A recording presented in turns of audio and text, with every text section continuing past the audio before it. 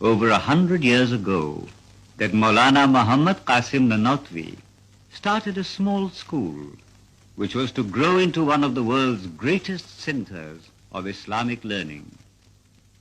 أعوذ بالله من الشيطان الرجيم. بسم الله الرحمن الرحيم. يا أيها المزمل قم الليل. It is the year 1866. کی بنیاد یہاں تاریخ مرتب کرتی ہے دیوانوں کی روداد یہاں. عزیزان ملت، 31 مئی یوم تاسیس دارالعلوم دیوبند کی مناسبت سے آج ہم کچھ جاننے کی کوشش کرتے ہیں. اسلام نام ہے راہ اعتدال کا، اور اس میں اعتدال پر اہل سنت والجماعت ہیں، اور اہل سنت والجماعت ہی کا دوسرا نام دیوبندیت ہے.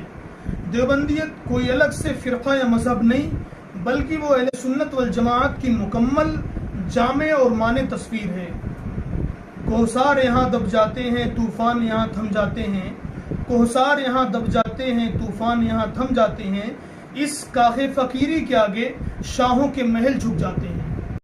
While congratulating this great institution on its centenary, she prays to God that Darul-Uloom will continue to serve India and the world in the true Islamic tradition.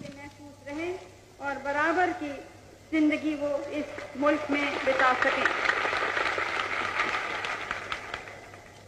اس موقع پر ان ہستیوں کو خراج عقیدت پیش کرتی ہوں جنہوں نے بھارت کی رنگا رنگ ثقافت میں اپنے رنگ بھرے.